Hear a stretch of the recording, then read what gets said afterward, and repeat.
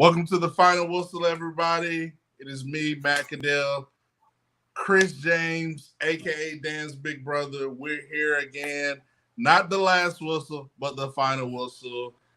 As I mentioned earlier, I'm me, Matt Cadell, Chris James. We got Coach Smook in the building as usual. And we got the one and only Justin Riley, the man who is always working 24/7, the hardest working man for Bama Sports, Justin Riley. And we got a special guest, Mr. Ty Hayes. Ty, how are you today?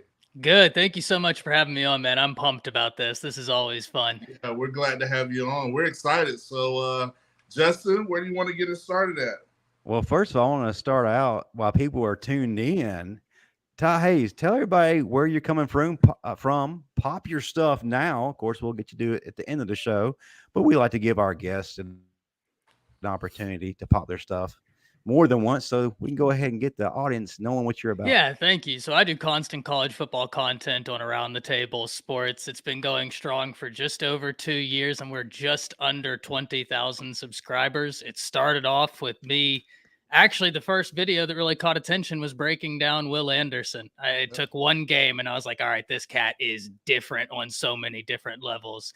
And ever since then, it's started from Bama, and now it's general college football content. But it is always so much fun to be here.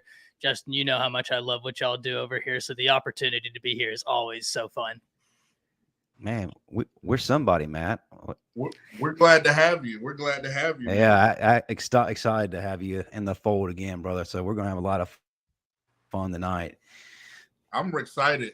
I got on my Celtics green for Chris James, his Celtics, going to the Eastern Conference Finals. Well, before we do anything, folks, if you're watching, go ahead, hit that like button, hit that subscribe button, get in the chat. Let's get rowdy. You know how this show does. We like to have a lot of fun. If you're watching the replay, get in the comment section. I'm sure we're going to have a lot of things that we bring up tonight that's going to tickle your ear. So we love to have rebuttals. We love to hear amens, and we love to hear trolls, and we automatically delete them after we see what you put. But either way, it's engagement, and you, the guys who make this thing work. We're brought to you by Workspace Solutions and Meld Financial of Birmingham. Well, guys, we got a great show tonight. Good off season going on. I'm going to let Coach Smoot start things out. You had a lot to say about the transfer portal additions. Most notably here recently was Jaylen Key. You're a big fan of him. I wasn't so much a big fan of him. I didn't really feel like he was a need. I feel like he's a good position filler, but not necessarily not something we were struggling in. But you have a different take. I felt like Trey Amos was to fulfill a need. So welcome, Trey. But go ahead and lead off and tell us kind of where you're going, and then we'll go to Matt and Chris, and then Ty will bring it home. All right, man. And once again, y'all, appreciate y'all for having us on tonight, man. Appreciate y'all for having me on. But to start things off, man, when we talking about Alabama and how Coach Saban and his staff has navigated the transfer portal this offseason, guys, you got to look at the quality of guys that we got. We didn't just go out and get guys just because they was in the portal. We got guys because they could bring quality depth, something that we lacked in the past probably 3 years, quality depth in key positions. And one key position was at the inside linebacker position, right there in the middle of the defense. We had guys that could do some things and not, do others. We haven't had a complete back. And Lawson, he's probably the most promising that we've seen on field in a lot of game time with a lot of snaps. But we went right in the transfer portal and picked up Trez Marshall from the University of Georgia. And that's a big win for us. The guy showed us in the spring game that he's coming in playing physical and fast. He's used to the SEC. He's played quality snaps at Georgia. The guy has the stats to back it up for the amount of snaps that he's played. He's active, and he loves contact. So you put a guy like that next to Deontay Lawson, and then you add the guys, even Rashad, I forget his name. Is it Jennings? The transfer, JUCO transfer. Playing linebacker, Justin Jefferson. I don't know why I want to keep calling this guy Rashard, but the guy's speed is just unmatched at the linebacker position, and he's filling gaps as if he's a 230, 240 pound linebacker. So you talk about the pluses on that part, getting in key quality guys for that position. And then the secondary, I like the depth. I like the quality of competition that you're putting back there, because we have plenty of talent already there.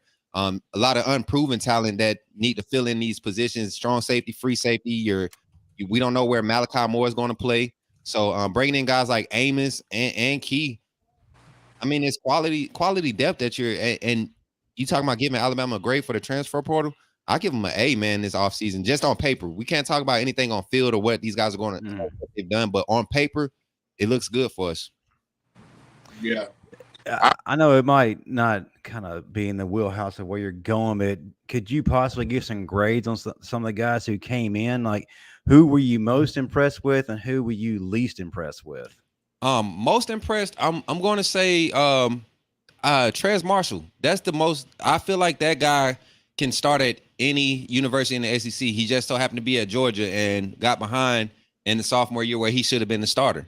And he suffered an injury that year. So I think it was his sophomore year, his redshirt sophomore year. So that was definitely the biggest grade. That's probably the A. That's probably the biggest win for us.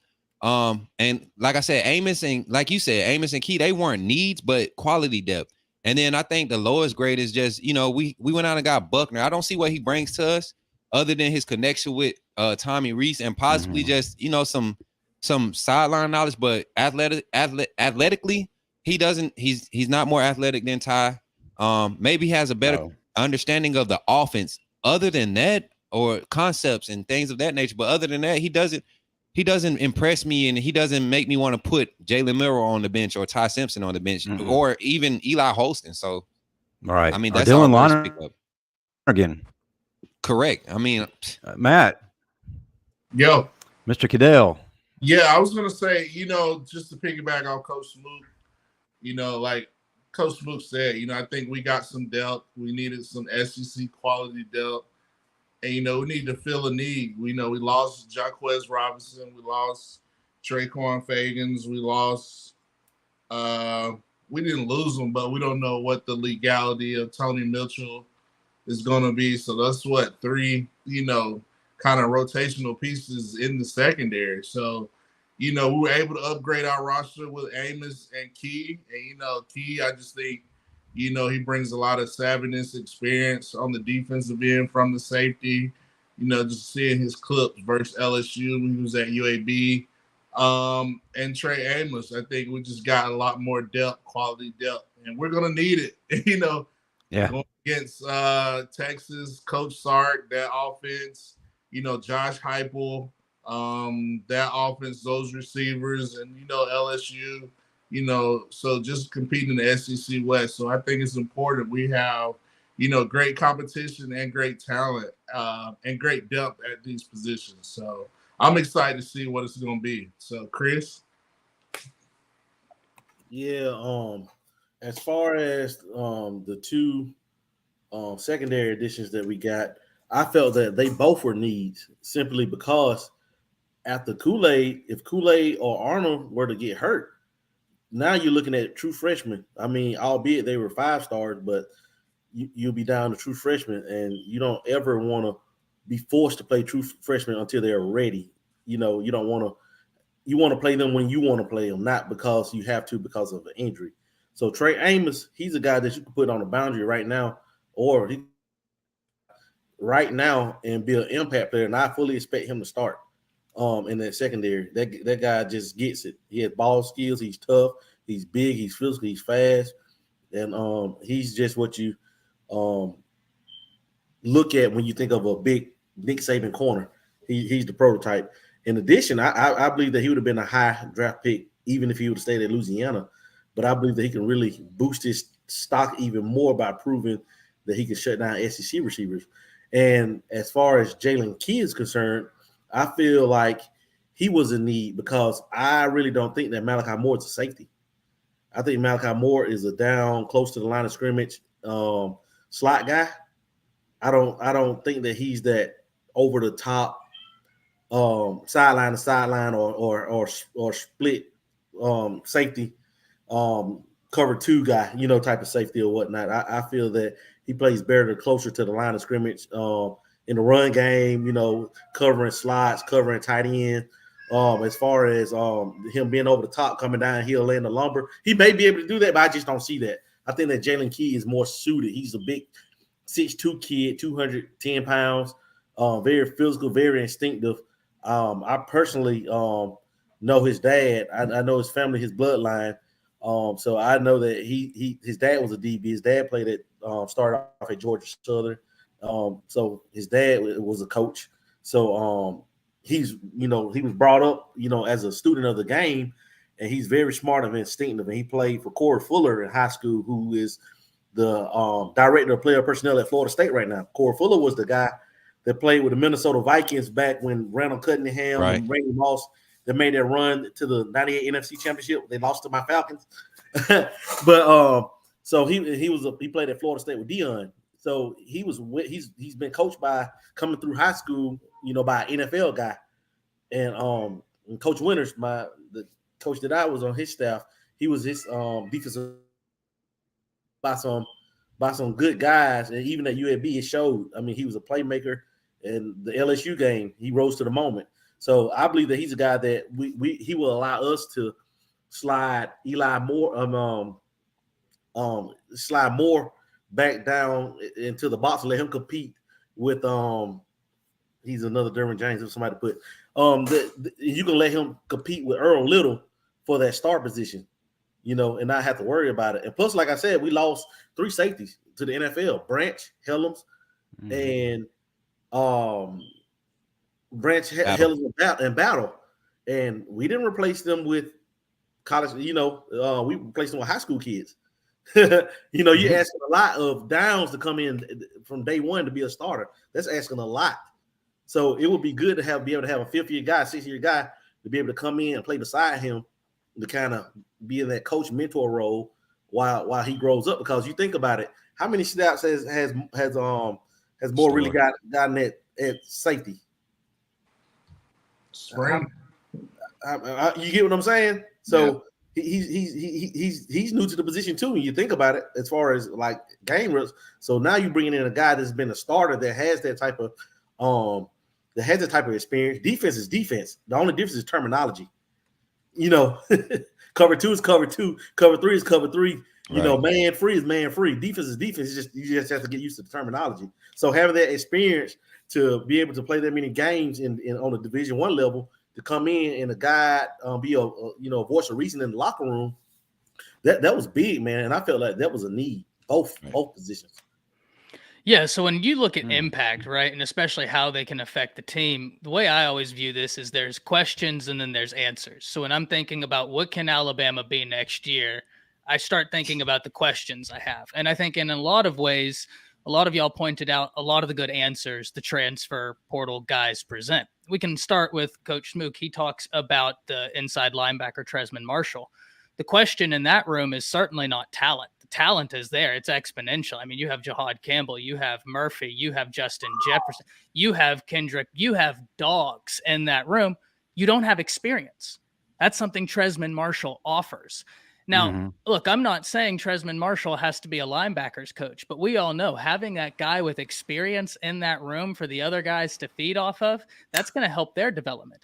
It's one thing to sit in a lecture and be told something, right? That's easy. You can hear it and you can try and apply it. But until you actually go out there and try and do it, those words aren't going to be as impactful, which is why experience matters. Chris, you point out cover 2 is cover 2.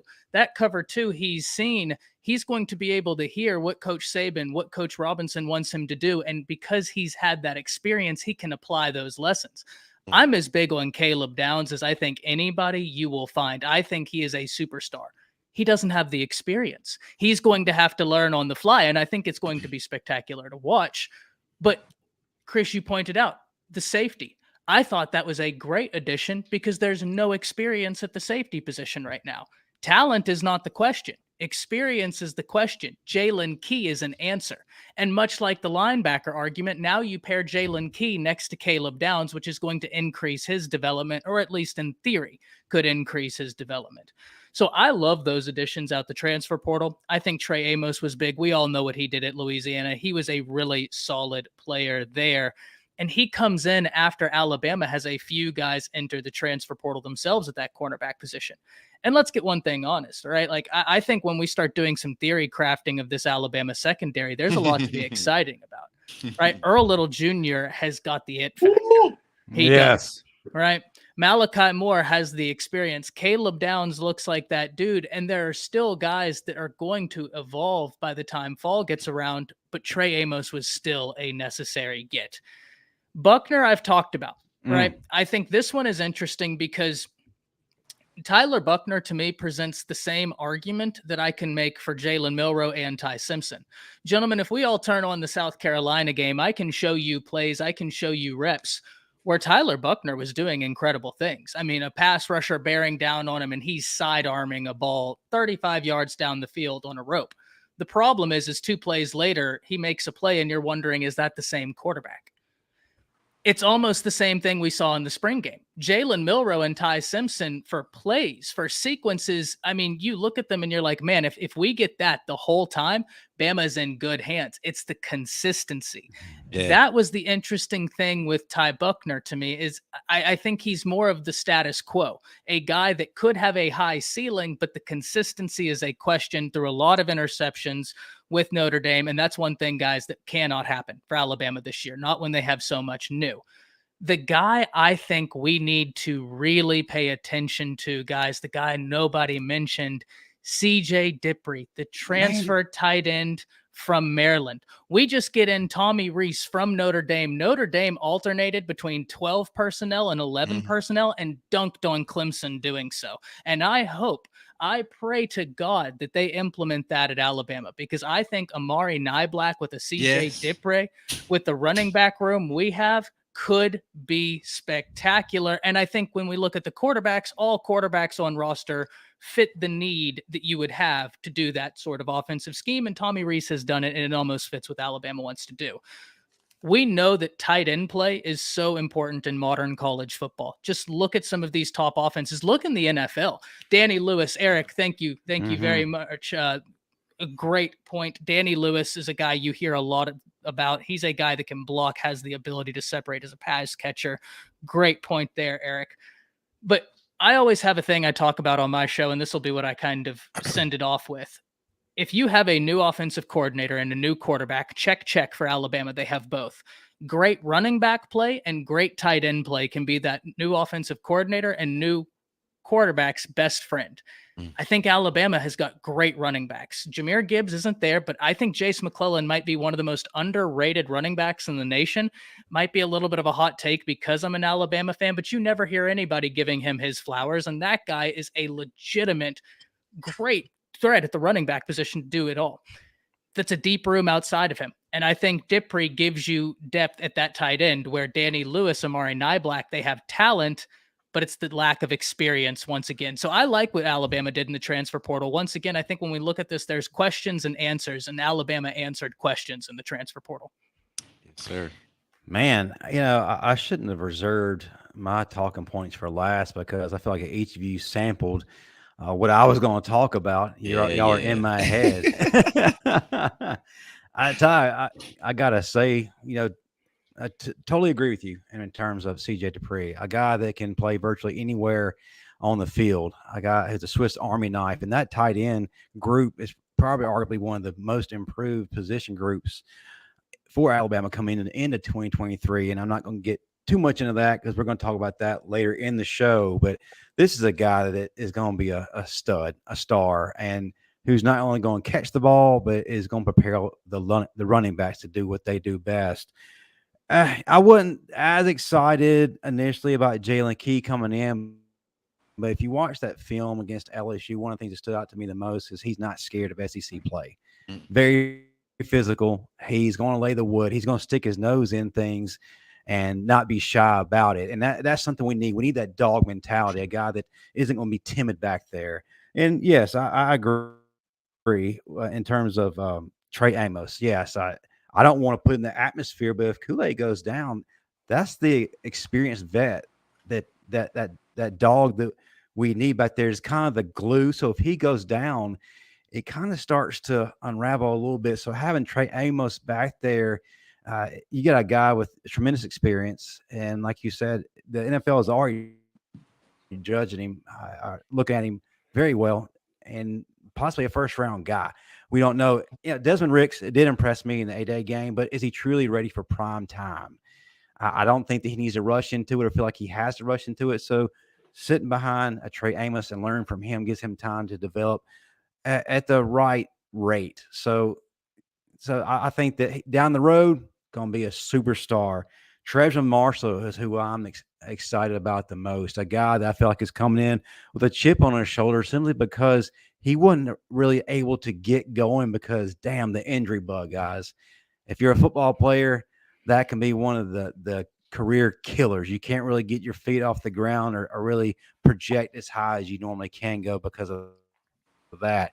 If he stays healthy, I feel like he has such a grasp of what a defense should look like. And he's going to be the alpha male who's going to be putting people where they should be, calling things out and making sure that everybody's where they're lined up where they're supposed to be, which is something we have been missing tremendously. And if he doesn't do it, my gosh, Justin Jefferson seems to already get that too.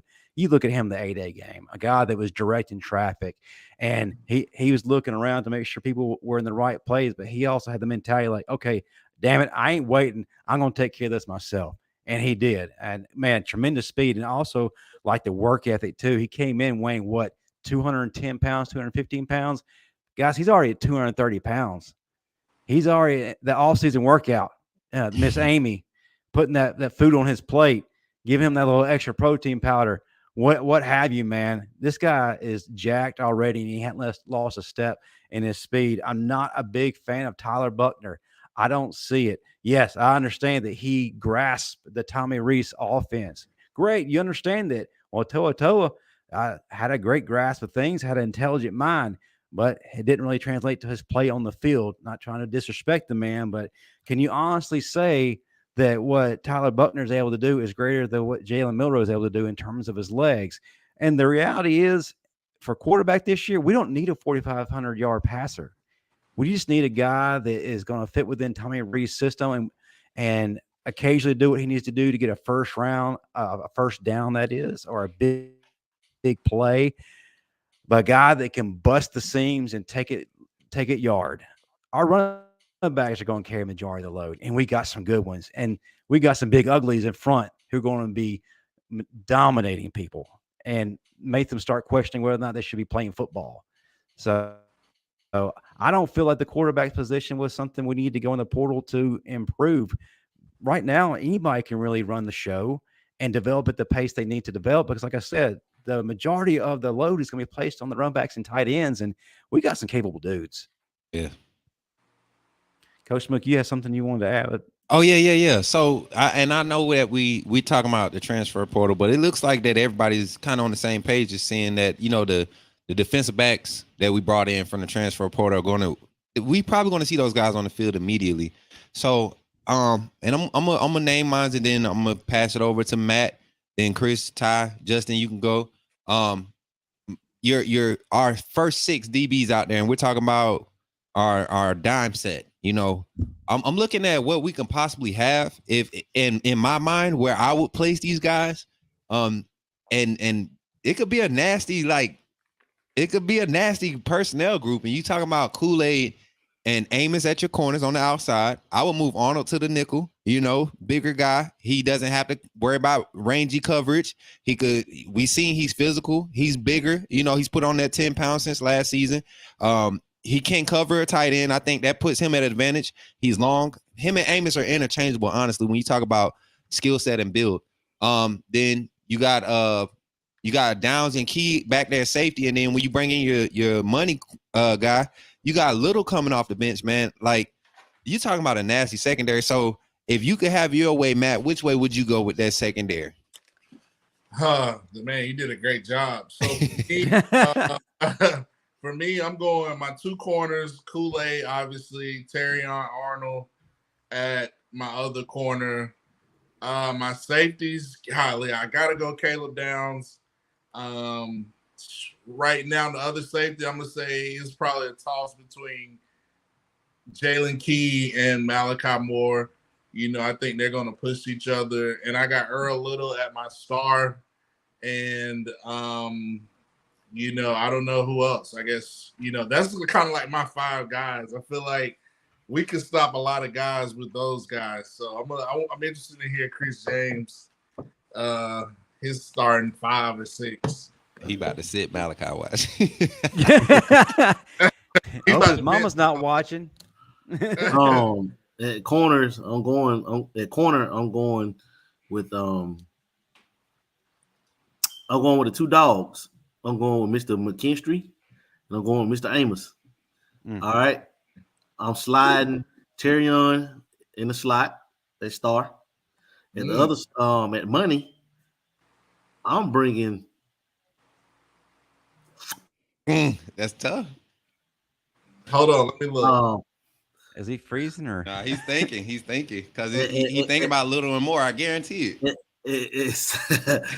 That was tough between little and more because I just feel like Earl Little more. While Moore brings experience, Earl brings that. At safety, I'm going with Downs and Key. But you can also, toy with this, you can slide Key down to money and have Malachi at safety next to Downs. Hey, and don't count out Christian Stewart either. It's not a foregone conclusion. No, we don't. You know what I'm saying? So that's it's definitely going to be competition, and then you got to understand football is a physical sport, so there are going to be injuries. So now we'll be able to, if a guy goes down, hey, here goes Christian Stewart. If a guy goes down, hey, here goes Earl Little. Here goes Earl Little. So the depth is plentiful. So I really don't care, who you put out there, because I think that the numbers is going to make them that much better. So, but like I said, I told the guys, I always felt like Terrion Arnold was a safety. You know what I'm saying? He can play corner. He's a safety that can play corner, but I believe his best football will be at safety, like Eddie Jackson. Yeah, so this is where this gets a lot of fun, right? Because someone in chat said, what about Story? And honestly, before Jaylen Key had transferred in, I was having a lot of fun thinking about that safety position and thinking, okay, do you go more Downs or do you go Story Downs? Because Story and Downs, that's a rangy duo. Now, in theory, that is a really rangy duo. That'd be a lot of fun. Malachi, he's comfortable playing all along that defense. He gives you that experience. So I think when I'm looking at this, my 2 corners, I'm going to go Kool-Aid, obviously. I mean, he's cornerback 1. For cornerback 2, I think, Coach, I agree with you, man. I think you could flip it between Amos or Arnold. And Chris, like you said, Arnold is a really interesting skill set. When we really break down what he does, he is physical like a safety, but that Texas game, I would really implore anybody to go watch. I'm not saying he was perfect, but whenever they decided to make that adjustment, who's going to cover Xavier Worthy? There was one guy they put on him that was able to run with Worthy stride for stride, and it was Arnold. He was there. And he almost made the pick of the year versus if he would have brought it in time to your point. So Arnold is if he has that experience, my goodness. I mean, he's fun. So nickel, I think you get to have best of both worlds, right? Like you can really start maximizing.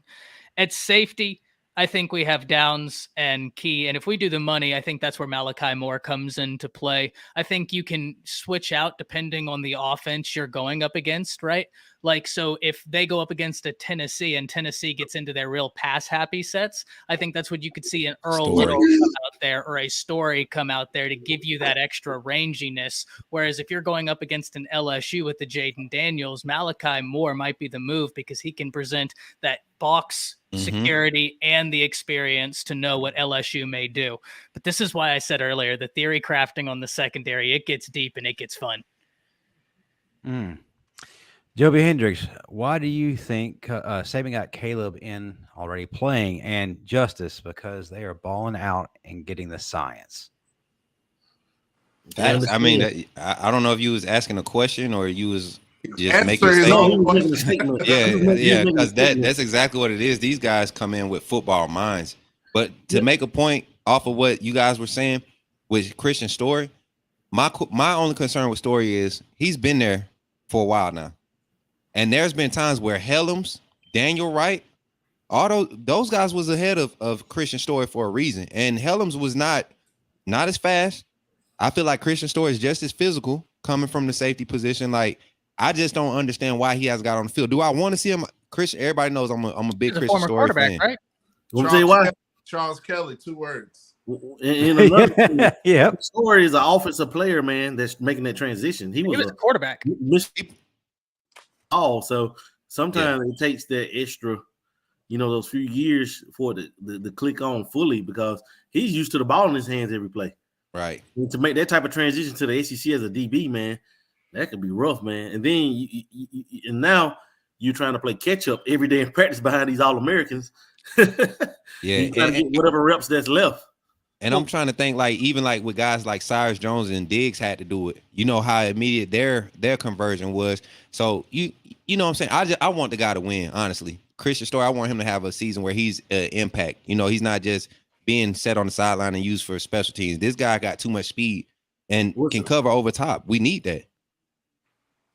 Yeah, one of the things I was thinking is, Chris, to your point, not only did he have to make an adjustment from being an offensive guy to then being a DB in the SEC, he's a DB under Coach Saban.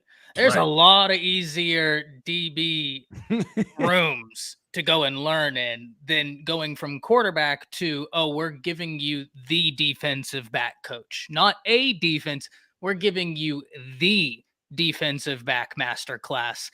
That's a lot. To your point, there have been guys that did it, but I also wonder, and I don't remember off the top of my head, what did the depth look like in front of like a Diggs or a Cyrus Jones? Was there the experience that like a Helms or a Battle presented in front of them? I don't remember off the top of my head, but that'd be interesting to go back and look. But to add to that, man, what the thing about free safety is, or strong safety is, you have to know what the linebacker's jobs are, what the D line, what kind of front you have to know the whole defense. It's like you're a defensive coordinator, because if you're stunning left, it's like you have to know everything, man. Especially in like a gap control defense, to where every player is assigned a gap. You have to know where everybody has to be every play, and you have to play off of that. You have to be instinctive. And the thing about it is, like, Battle came from what? St. Thomas Aquinas. What high school did Battle play at? St. Thomas Aquinas. Mm-hmm. You get what I'm saying? He's getting coached up by who? What? Isn't that where? Wasn't it was a coaching DNs? Was it Jason Taylor? Those guys? Was it that staff? Was it that school? Yeah. You get what I'm saying? So Battle came in from a big time high school. He got it. Helms came from a big time high school in Maryland. He got it. You know what I'm saying? So they were getting the elite top of the line coaching in high school, while Story played small level ball playing offense. So, and I tell you, man, like learning, you're not just learning any defense, you're learning Nick Saban's defense, where you have match coverage, combo coverage, where things might change in the middle of a play, of a route. You know what I'm saying? So, what do they call that, Matt? What kind of coverage was that? The match. I don't know. Pattern read. That pattern. Oh, I thought it was the name of your OnlyFans. Sorry. He's stuck. Get that screenshot. Yeah. That's what happens when you're calling in on flip phone. That's tragic. But just Get that screenshot. But I'm gonna keep mine really quick, guys, in the interest of time, because we need to really move on to our next topic. Undisputed Kool-Aid at the corner. Other corner, I'm going to go with Terriana Arnold. I know y'all like him at safety because that's his natural position, but I feel like year 2 is where going to be his taking off point. I saw a lot of glimpses of greatness last year. I saw a kid who was trying to learn a new position on the fly. Was he elite? No, but he was quickly grasping everything, and I think year 2 he's going to explode. As far as safety, I'm going to go with Downs, and I'm also going to go with Malachi Moore. I know a lot of people are ready to write Malachi Moore off just because he has not been healthy consistently. I get it. But that freshman year was a perfect example of what his ceiling is, and he can possibly go beyond that. So I'm excited to see what he can do in his final season here at Alabama. If he stays healthy, he's a Thorpe award-winning guy. And I'm going to put Earl Little Jr. out there too. You got to, man. This kid's ready. Yeah. There's no question about that. But as Chris comes back into the fold, I guess he paid his minutes. We're going to turn our eyes. Get an Apple computer. Everybody needs an Apple. I'm going to turn our eyes towards the 2024 recruiting class. I know Bama fans are anxious to jump on this because this is the time of year when people start making moves. Decisions start popping out of nowhere, and guys like us have to make videos ahead of time anticipating their decision.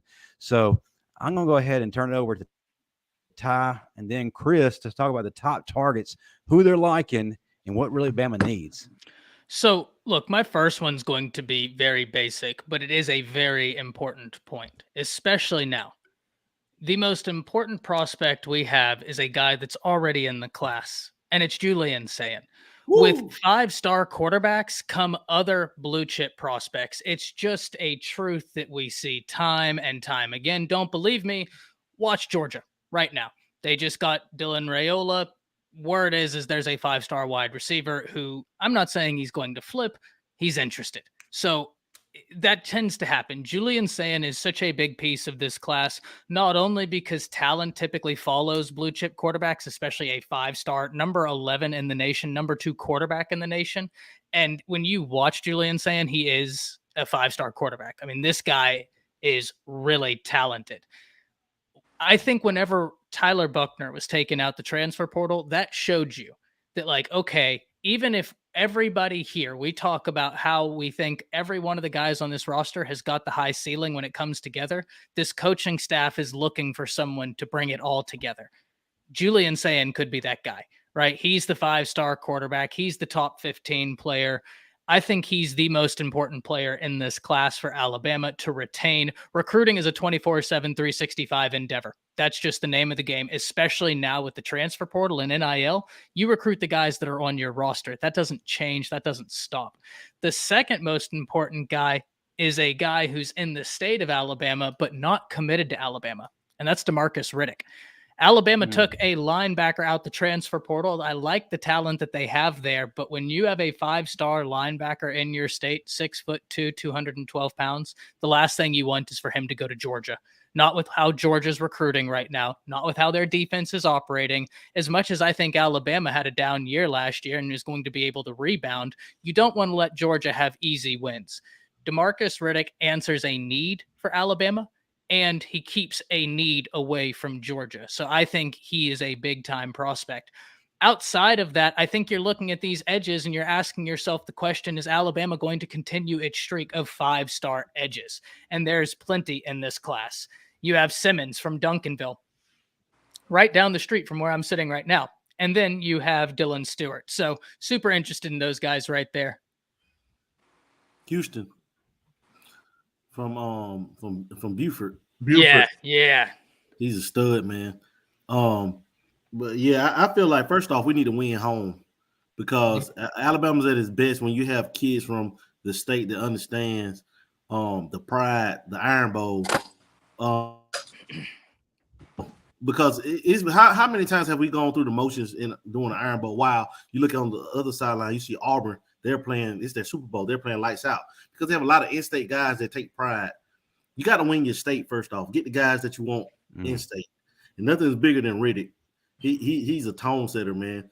And he's somebody that can come in. Where is he from? Riddick is from I'll tell you. Clinton.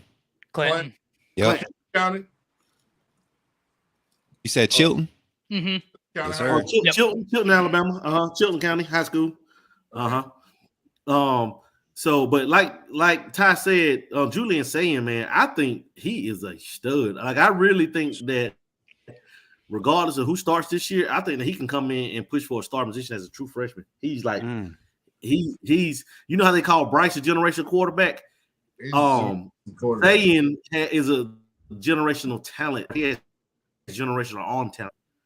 Like the way he throws it, man. Just go put on a few of his videos, and you'll be like, man, this is ridiculous. Just the arm talent that he has, and those California produces quarterbacks like at a crazy rate. But I feel like we got to win the state, man. Like the guys that we're going head to head with Georgia with, we gotta win those battles. But what people don't understand is we recruiting until Nick Saban sees these guys in camp.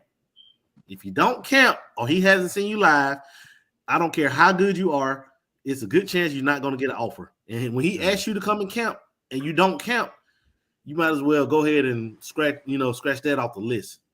So when these camps start up in June 1st is the first one. I may end up at that one with a few of my kids. And I encourage you, if you're on here and you got kids that are prospects, it's only $50. The camp, June 1st is the first one. So it's $50. It's a one-day camp. And they have plenty of them. But to make a long story short, he likes to see those guys in camp, man. And that's when those commitments starts to rack up around June, July. By August, we'll probably be top 5 again. Because it's every year. Everybody is like, oh, Ohio State's going to have the greatest class of all time. Georgia's going to have the greatest class of all time. Then here it goes. August, September. Who's passing them? Then December comes. Alabama with another number 1 class. Duh. It's like clockwork, man. It's the science that he does. Saban evaluates guys. He just doesn't take guys because they're stars. He evaluates them. And if they don't fit his system, they won't. It doesn't matter. You could be the number 3 ranked player in the country. If you don't fit his system, I mean, not just on field, off field too. Also, yeah. And you know what I'm saying. So you just have to be what he checks off. And if you fit that criteria, it's a good chance, that you'll have that offer. And I expect by August we'll probably be top 5. So we're gonna have a big run on the summer. I see probably 7 or 8 commitments in the next 2 months. I'll say this, just piggybacking off what you said, Chris, and I'll let Smook and Matt speak. I think the biggest thing to me is DeMarcus Riddick. Like you said, the in-state guy is the biggest thing. I know right now we're living in a new age where everybody gets enamored with going out to California, getting the best guys out of those top schools you just named. I mean, we're a global phenomenon. We just got Olas Alanin out of Finland. Yeah, it's exciting. The cosmetic side of it's really appealing. But the thing is, like you said, if you don't understand the rivalry games, Auburn versus Alabama, Tennessee versus Alabama, you really don't understand the heartbeat of the tradition there. And if you don't understand that, then chances are you're just there to be a business transaction. And we don't need that. Yes, I know it's kind of hard to avoid that these days with transfer portal, NIL, so on and so forth. But we need to kind of still keep a part of this pure for Alabama to continue to have success and beat our in-state rival year after year, beat Tennessee year after year, beat LSU. So that to me stands out the most as opposed to some of the other guys. Yes, Julian Sayin, going to be a stud, but DeMarcus Riddick is first and foremost on my radar. But I'll go ahead and let Coach Smook give his thoughts, and then Matt will close it up, and then we'll move into our final topic. Okay. Hey, and I'm right there with you guys. DeMarcus Riddick, man, that's key for us. And one thing that I didn't hear anybody say, and I'm surprised, is he's in the same, you got guys like Perry Thompson in the class with him. You got guys like Sterling Dixon. All of these guys are in Alabama. We're going to see those guys in the Alabama-Mississippi All-Star game.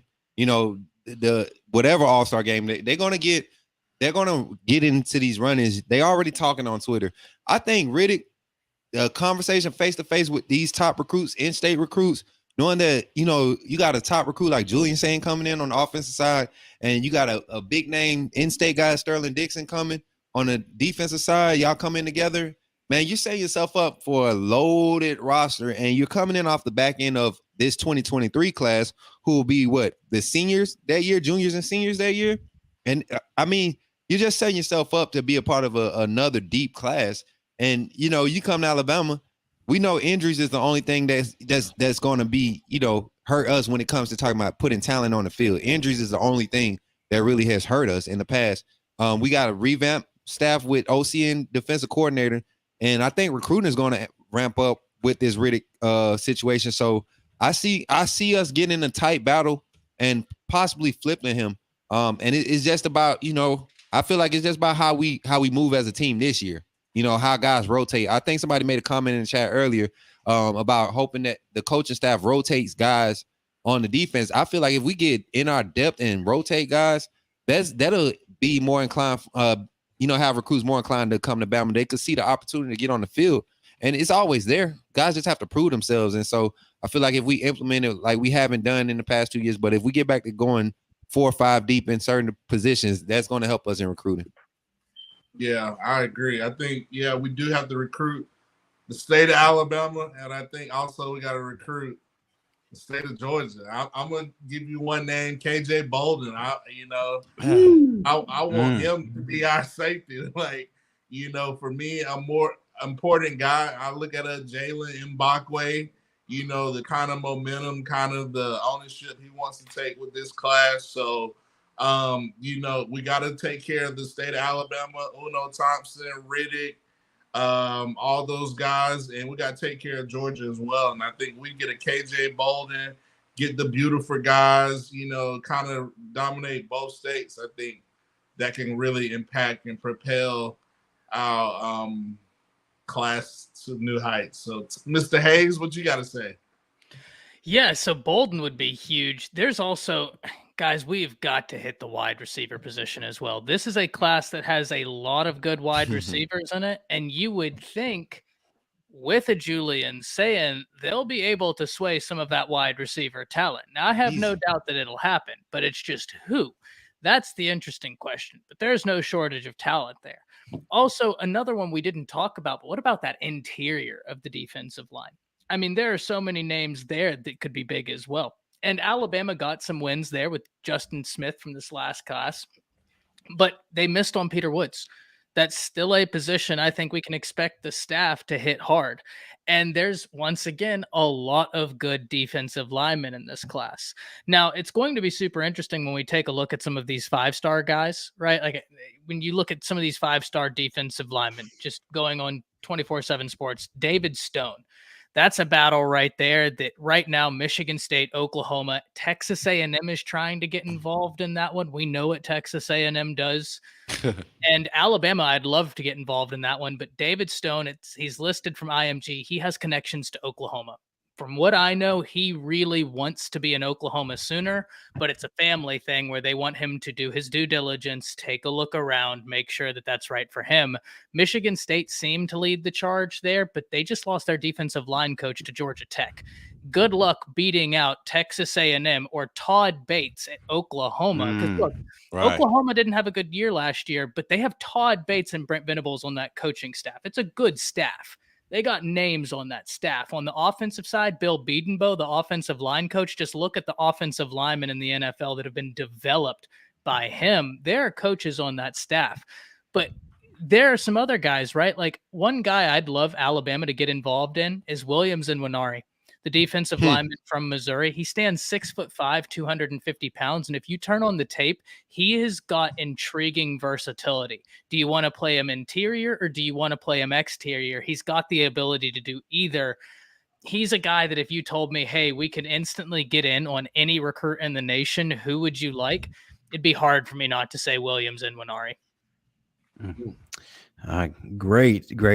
Great content, guys. We need to move into our next segment. Before I do that, shout out to Desmond Ricks and Caden Proctor for already making the Dean's list in their first semester there at Alabama. So now let's talk about the most improved position group going into 2023. And Ty, you've always been last. Well, we're going to let you lead this off, and then we'll go to Matt and then Chris and then Coach Smook. Can I be hopeful or do I have to be realistic? Both. Okay, I'm going to be hopeful first. So if you're telling me the position group that must improve the most next year, I have a very quick answer. It's got to be the wide receivers. It's got to be the wide receivers. Jermaine Burton was up and down. Jahmyr Gibbs is no longer on roster. And let's be honest, he presented a threat even when he didn't get the ball. I talk about this, how Texas utilized Bijan Robinson. If we go back to Utah State, one of the first games for Alabama, it was evident what a big effect Jahmyr Gibbs had on the passing game. They sent him out into the left flat, and Bryce just did a little shoulder check. The safety and corner both bit hard. Both of them came up. Bryce just instantly, fluidly, smooth, boom, 15-yard game to Ja'Cory Brooks, easy money, first down, let's keep it moving. That was awesome to see. How are you going to supplement that? Like, guys were getting open off of the threat of Jahmyr Gibbs. That's when you know you have somebody. I talk about that with Bijan Robinson all the time, with how Sark would use him. Guys got open off the threat of him. But outside of that, it's got to be the wide receiver position if you're asking me which one I want to improve the most. The one that I actually think could be the most improved is that interior defensive line, for the reason of, if Justin Mbakwe is healthy all year long, he was on his way to a monster season last year. Yes. He was really looking good. And you know who doesn't get a lot of love, and I'm really surprised? Tim Smith. Tim Smith won, but Otis. I hear people talk about him, but he came in as a true freshman, losing all that weight, and by the end of the year was such a large portion of that defense. If you get him and Mbakwe next to each other with Dallas Turner on the edge, my goodness gracious, it starts getting nasty. So I think that the interior of the defensive line has the ability to be a really strong unit this year. And it has to be a strong unit this year. I just think it has to, especially when you're replacing 2 safeties, you're replacing 2 inside linebackers, you're replacing Will Anderson. That interior of the defensive line has got to have a big year. I agree. Matt, most improved position group. What do you see? Most improved, I think it's going to be offensively. I'm going to say the running backs. I mean, you look at McClellan, Roydell Williams, Hayes, Richard Young, Jam Miller. Those guys behind this offensive line we're going to have that SEC Bama offensive running back depth that we used to use all the time and let our horses run. And I think on the defensive end, I'm going to say the linebackers, man. You mentioned Trezmen Marshall. But for me, Weapon X, man, Justin Jefferson, Quay Russaw, those guys. I mean, we can do so many things, be so multiple, use so many multiple variations to confuse offenses. So I'm going to say that running back room and that linebacker group, most improved for me. Coach Smook, who you got? Oh, man, I'm going to go with the inside linebacker room. I just love the addition of Trez Marshall, Justin Jefferson coming in, and despite my doubts, the guy came in and showed us that he's ready to be physical in the SEC. We thought his weight was going to be a problem. He weighed in for the spring game, 8 weeks at Alabama for spring practice. He put on 7 pounds. So that's not even a full off season of, Bama workouts. This guy's coming and he's putting in the work. We see the physicality. Then you got not Dylan Moses. Not Dylan Moses, thank you, Jesus. But Deontay Lawson. We got Deontay Lawson. He was able to get healthy.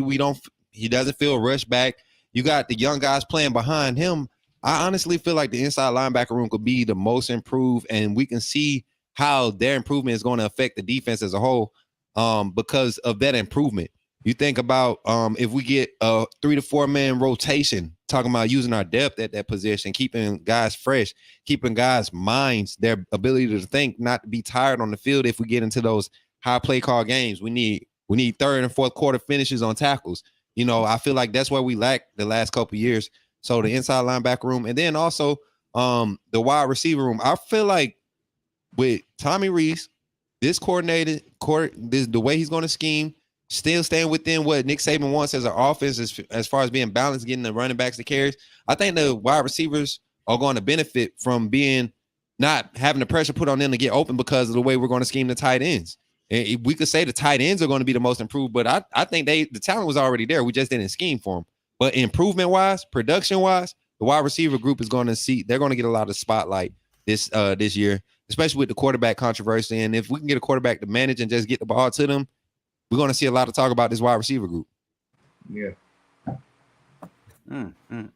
Chris James, I know it's been hard for you to remain silent for this whole time, but now is your opportunity, sir.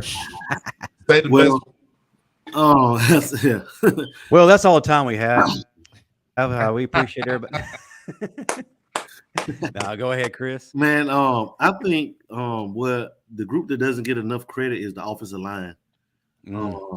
I think that if we can figure out their left tackle spot, whether it's if it's Eli Pritchard getting more reps, Pritchard getting more reps, or if it's moving Latham to the left side, or is the answer Caden Proctor.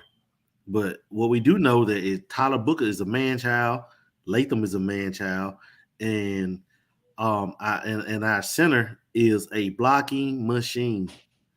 So, yes, blue collar guy, nasty. He is a blocking machine, and I'm wondering if Dalcourt being that guard for the Springs kind of like a formality, or is it going to hold up?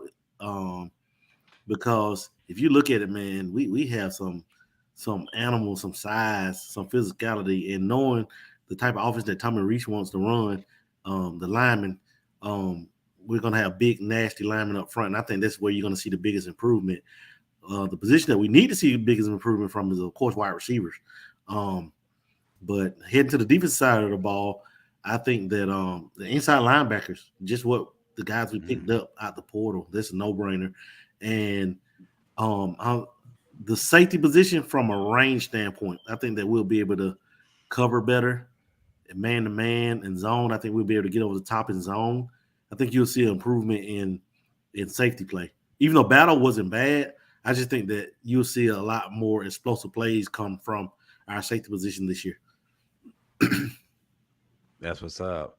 Man, I think it's pretty much unanimous in terms of the defensive side of the ball, inside linebacker room, the linebacker room as a whole. We got alpha dogs, plain and simple. We got field generals, guys who knows what it takes, and they're embodying what Kevin Steele is bringing back to the field. And I think we're going to have egg on the face of a lot of people who thought that the Kevin Steele hire was very mediocre. You know, I've been going through a lot of social media platforms and hearing a lot of just trash talk about Kevin Steele, and Alabama has lost their edge. They're on the downward trend. I'm telling you guys, go ahead and think that. Casuals. That's what I call them. Yes, you casuals. Trezmen Marshall is that dude. Like I said, if he's healthy, he's going to direct that defense where it needs to go. He's a thumper. He's not afraid to knock your ass in the dirt, and he's not going to be diving into the wrong hole or closing his eyes or being a pile jumper. He's just going to be moving mountains. It's plain and simple. And Justin Jefferson will be doing the same. I just think that these guys are energized. They are holding each other accountable. If you watch the body language in the 8A game, we were seeing energy. We seeing guys getting on each other's tail after every play, high-fiving, holding the fours up in the fourth quarter. We didn't see that last year. We were at a funeral last year, it seemed like, for the majority of the game. As far as offensive side of the ball, I got to go with tight end. Yes, Robbie Oots, CJ Dippre, Danny Lewis Jr., Martin Black. We got some guys. And why I say it's going to be the most improved, it's not like they just showed up. Oh, hey, look who we got on the front porch. We got a coach who's going to utilize them, because one of the things that caused our offense to struggle so badly this past year and the year before really was not utilizing the tight end. Anytime Alabama's had success offensively, it's by having a good game from the tight end position, and we just didn't have that. This year we returned to that, and we got some guys who are really going to lead the charge. Chris, you had something? Yeah, and, we were talking about inside linebacker play, and while our guy Pete Golden got a lot of flack, I think the rawest deal that he got was Henry To'oTo'o in the transfer portal coming to Bama. Because what people don't understand, man, your inside linebackers can make or break your defense. When they're supposed to fill a gap, going down, diving their ankles, and missing a single tackle, now the play's out the gate. And who it falls back on? The defensive coordinator. So while I may not agree with a lot of things like that Golden did, like as far as like leaving the middle of the field open, but that inside linebacker play is critical, man. If you don't have physical inside linebacker play, filling holes, closing up shop, as I call it, it's going to be a lot of big plays that you'll give up, and that's what's been our problem the past 2 years. The past 2 years since Dylan Moses left, it's been we've been soft. I mean, no other way to put it, and that's why I think, man, with these guys now, Trezmen Marshall, a major upgrade. Because any other year, a guy like Quay Russo, he'll probably would have been getting reps, on the inside and getting some runs with the ones. But you didn't hear about him this spring. That's because, man, Campbell, Murphy, Blackshire, we got some hungry dogs in the middle that really, really want to eat, man. They want to hunt. And anybody talking about Kevin Steele, they don't know football. I'll just go and say it. They don't know football. Because this man was one of the only coordinators that slowed down Joe Burrow when he was at Auburn that year. With a beat-up Auburn defense. Mm-hmm. Well, the only coordinator and no offense that slowed down Joe Burrow that year.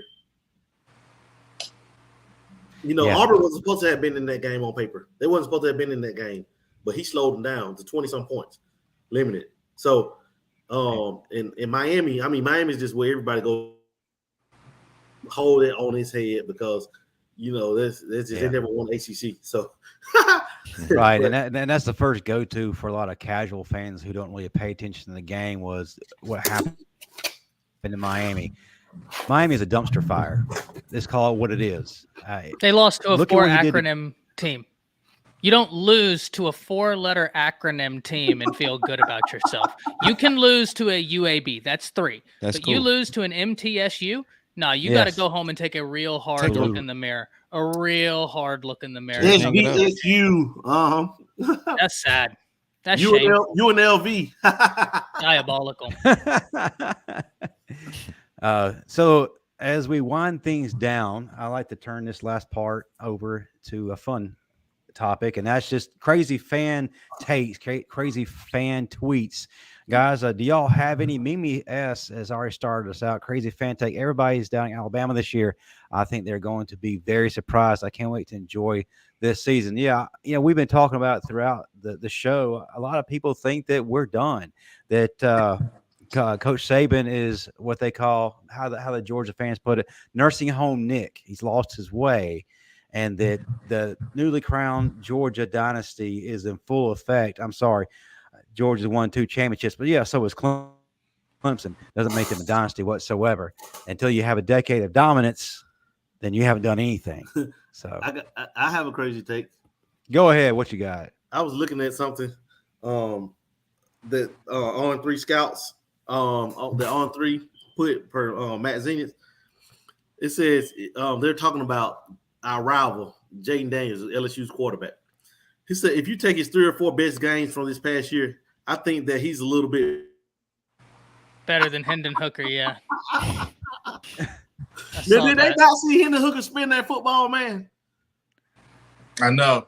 That kid was special, man. Hooker, that just shows how good Hyper was, because if you look at Hooker at Virginia Tech, he was like, kind of like how Jayden Daniels is now. Jayden Daniels was a runner. He could utilize his legs pretty good. He ran tough. But a lot of that falls on us. Missed tackles. Right. Yeah. Pete Golden. I mean, like that game right there, he won against Bama, put him at a level that he shouldn't be at right now, because if it was me, Nussmeier would be my starting quarterback. I'm just being real. You know what I'm saying? It will be Nussmeier without a doubt. And I'll mix up a little Daniels for packages. But to compare that man to Hendon Hooker based off of what? 3 or 4 best games. Did you see Hendon Hooker's 3 or 4 best games? So where's the comparison? Can you guys help me? I mean, there isn't one. There isn't one. Yeah, and man, then the thing is nothing to back it up whatsoever. Sorry.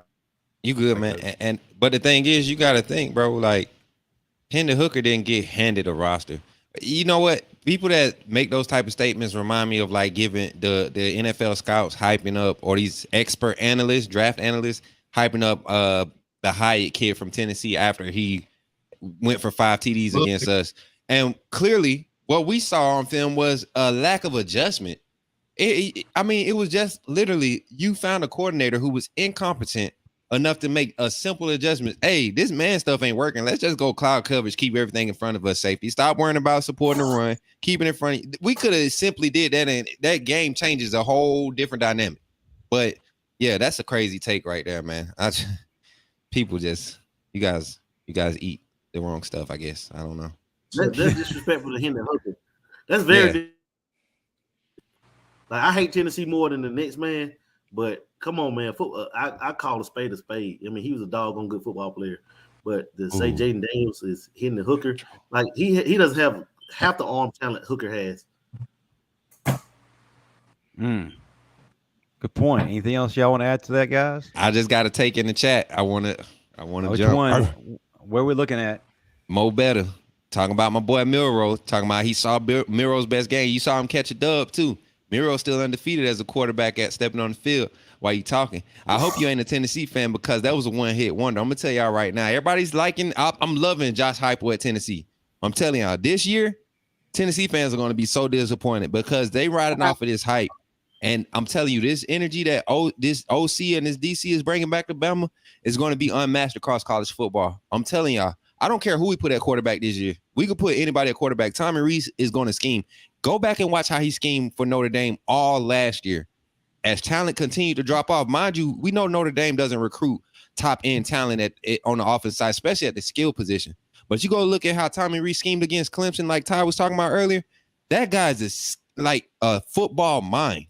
He's a football mind, and you let him get a decent quarterback with all the talent on the offensive side of the ball, and he got Kevin Steele on the other side coaching that talented defense. Guys, college football's in trouble. Games with oh my God, I can't wait, man. College football can't get here fast enough, man. James will put 42 on us and Brian Denny. No, shoot, man, we're coming still. We can put that on the wood right now. I'm ready. 42 total yards. That's about it. Kevin Steele's about to have a field day. 42 rushing yards. Point. I'm assuming Mo is an LSU fan, and Mo, I wouldn't call Reese trash because that's who Brian Kelly wanted as his offensive coordinator. He wanted Tommy Rees. Like, fought hard, went public. Go pull the clips. Yeah, he really wanted him. Reese is an interesting one. I like Reese. So you're going to judge Notre Dame skill position players third string quarterback most of the year? Come on, man. And folks, we have our first Walmart LSU fan who doesn't understand the game and who missed the whole I think part he's a Georgia fan. about Georgia.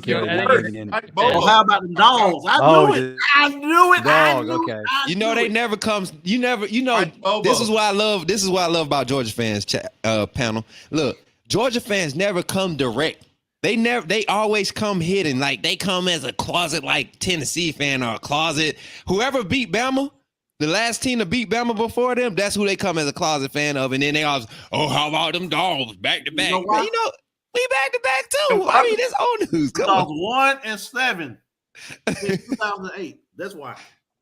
And Georgia, why do you have to mention Bama so much? Like, y'all won y'all 2 national championships. Are y'all still feeling irrelevant because y'all are in Alabama's comments? Everything, like Kirby Smart, still talking about Coach Saban. Like, bro, that's the most puzzling. You don't need Alabama for highlight. It's like they need Alabama to shine on Georgia. Just like with the Dylan Rilo kid, they tried their best to hype up this kid. Now he's good, but to me, Sayin is a better quarterback. He's complete, man. But I mean, I get it. I'm sorry, I had to go on a little rant, so I'm gonna let y'all go. But no, you're good. It's just that, I don't even understand why we're arguing with Georgia fans. We play them every 5-6 years, except for if we meet in Atlanta. So I mean, we both hate Tennessee, we both hate Auburn. I mean, we both hate Florida. Well, I don't necessarily hate Florida, but I respectfully hate Florida. Yeah, respectfully. Yeah. Tennessee and Auburn to the guts, to the core. So why are we at each other's necks when we only play each other maybe in Atlanta? We don't play each other enough to be bickering the way that we do. We play Vandy more than we play Georgia, or we play who's coming up? Kentucky. I mean, we'll hardly ever play Georgia on the schedule, except for Atlanta a few times. I mean, we shouldn't be bickering like this, man. Now I get if it was LSU or A&M. I hate A&M more than Texas hate A&M. I just don't. Texas ATM. That's what I call them. Texas ATM. I have fun with Georgia fans. The ones that are over on my channel, we always have a good time on the live streams. Yeah, but I know a lot of good Georgia people, man. They're living it up. Yeah. I can't say too much right now. I mean, they went back to back. That's respect. I give respect where it's due. It's not much that I can say right now. But when they cross that line, what gets to me, when they go ahead and talking about a better dynasty, like hold on now, you're not a dynasty until you win 3. You know, minimum. 3. You gotta have 3 in a 6-year span. But you consider a dynasty. 2 winning 2 back-to-back is not a dynasty. You just had a good run. You're on a good run. I got a question for the chat. Name the last Alabama quarterback that went to the NFL without their degree, or left Alabama without their degree. Probably Brody. But Brody wasn't in school for 6 years either, bro. So back in the 1800s under Wallace Wade. Hey, Matt Stetson went on our boy Brody. Brody was on the strip every night, boy. My man lived it up like it was Blue Mountain State. Leave him alone. Hey, my man was in there in the goat house. Leave him alone. The legend of Brody, man. The legend of Brody, boy. I got a quick question, real quick. Waddle or Smitty, NFL. If you need a first down, who you going to? Waddle, Smitty, go. I'm going to Sure Hands. Smitty, baby.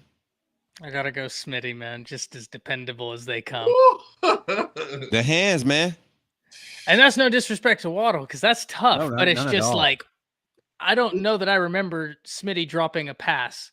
I'm not saying I remember Waddle dropping them, but I know like Smitty, I just remember crazy catches. There's only one receiver that I would think about going to on that play other than Smitty. That's Amari Cooper. That's it. That's what I was gonna say. Nobody else needs a second.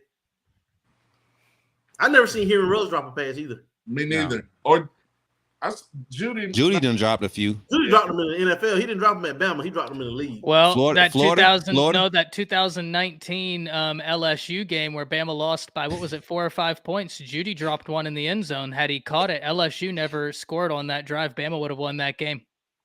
Against the Joe Burrow LSU team. Yeah. With Tua fumbled against Air. Oh, and the punter dropped the ball. P. Ryan, whatever his name is. They dropped the pass in the end zone that would have, and it could have won Alabama the game. There was still time on that clock, and Joe Burrow was a dog. So I just believe in destiny, man. It just wasn't destined for us to win. It was destiny for them. Yeah. It was destiny for LSU. Yeah. Like, I just believe in teams of destiny, and they were a team of destiny because just how that season played out for them, like Clemson 2018. We still should have destiny. We still should have won. All right, guys. Oh, snap. Talk about he stopped. That was an effective bell. I was about to take a shot at Clemson. Take a shot. We'll have to save it for next week. I'll close it out with Pro Football Focus just tweeted out, name a wide receiver that is breaking out this upcoming season. It's not who they named. It's which wide receiver actually responded to the comment, and that was Jai Hall. He wrote myself. Oh, my God. Coach Moody, to answer your question. Fantasy football. Yeah. Where is he? The Iowa Barnstormers.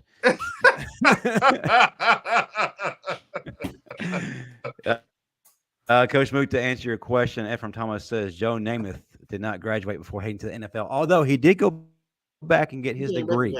I think it was a few years ago he graduated, but yes, he did eventually walk. So let's go around the room now. Closing time.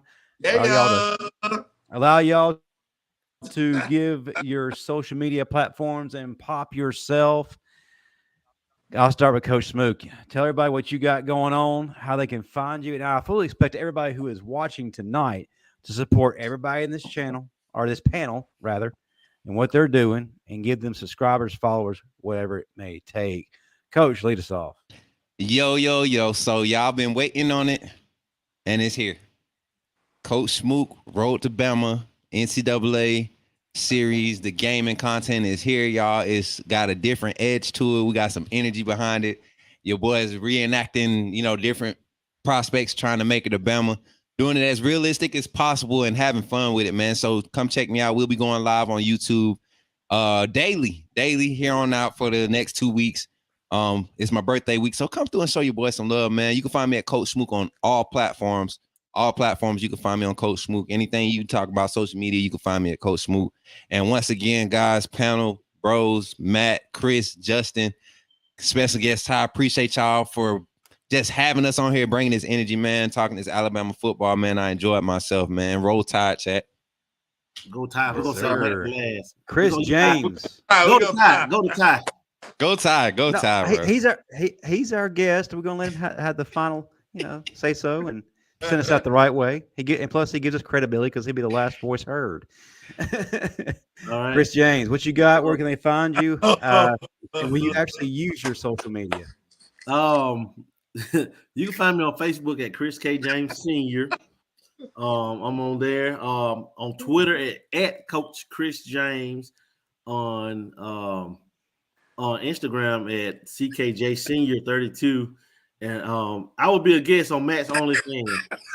Blown coverage. I don't want to see you as a joint session for an OnlyFans stream, sir.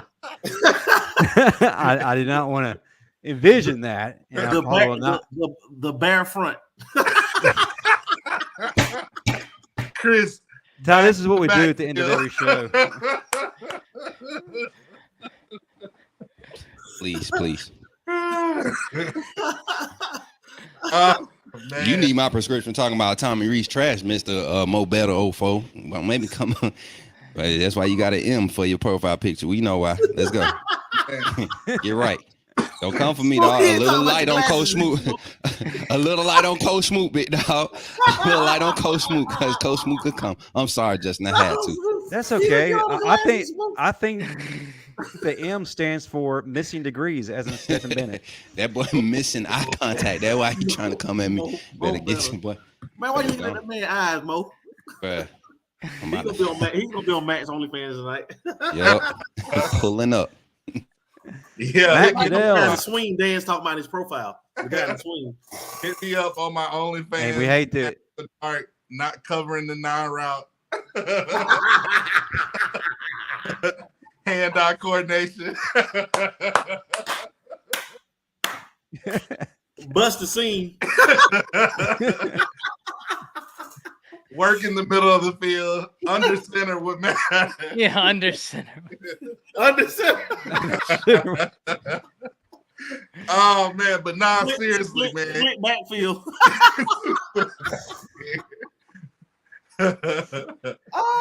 Oh man, y'all illegal hands to the face.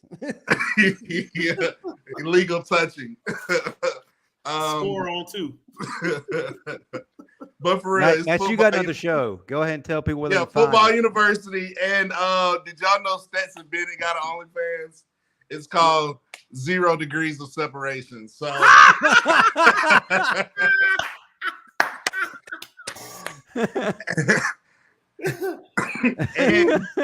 and he got an NIL sponsor, Jitterbug sponsor, and ITT Tech and University of Phoenix, where he's, you might go to college for year 8. It's never too late, even though you're enrolled in 1908. So boom, that's me.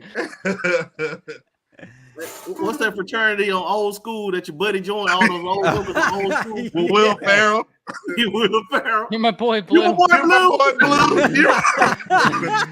You're my boy, Stetson. Blue, you're my boy. Man, that's awesome. Oh man, that's awesome. Great. Ty Hayes, that leaves you, and then I'll lead us out. Tell folks how they can find you. First of all, thank you for joining our crazy crew here tonight. Appreciate and you, man. for sharing your knowledge. Folks, I fully expect y'all to support Ty Hayes and what he's got going on. So listen Come up back what he has to again, say. Ty. Yeah, Hey, Ty, anytime y'all need a guest, please let me know. I will be here. This is always so much fun. I love doing this. But you can catch me pretty much every day at Around the Table Sports. Tomorrow, we're starting something that we started a while ago, which is the actual live shows. I do my live shows at night, but I'm transitioning the content. You can still expect all the same videos, but we're actually going to have Through the Haze, a live segment and a live show with me talking about college football. So just more college football content coming y'all's way at Around the Table Sports. Love to have you over there. Hey, Ty, you sound like, man, you'll be great on ESPN radio, dude. Like just riding on Sirius XM or something, man. I see it in your future, brother. That's the goal. Grinding 2 years, released over 1,000 videos. That's the goal. Just grinding. I said, hey, just remember us little people right here. You know, if you're looking for me, you don't see me on here. I'll be on Matt's OnlyFans. You know, Yeah. Oh no. give it to him, Ty Matt. Hayes, what's your OnlyFans? Spread plays with Ty Hayes. The Hayes effect. Yeah. 40 shades of Hayes. I You're yo, that's awesome. The guest gets it too. That's what's up. Folks, again, and hit that like and subscribe button and support all the programming we have on this channel. In case you missed it, the Bama Standard, our flagship show tonight, we had Jimmy Johns on to talk about his career, but also most importantly to tell his story and how he overcame going to prison, and then now how he's turned around for good and achieved his ultimate goal of graduating, amongst other things. You definitely need to hear his story. If you have a young one who is coming up in the game of football or any sport, or just a young person who needs direction, tune into that. Watch the replay. It's definitely worth your while. Also, too, tomorrow night, tune in to the developmental focus points with Bo Scarborough, Blake Sims, Christian Jones, and Trent Richardson. Their guest is going to be Reggie Ragland. So it's at 7:30 p.m. Central, 8:30 p.m. Eastern. Definitely stay tuned for that. Guys, great show tonight. Thoroughly enjoyed it. Roll Tide, everybody. Roll Tide. Roll Tide. All right.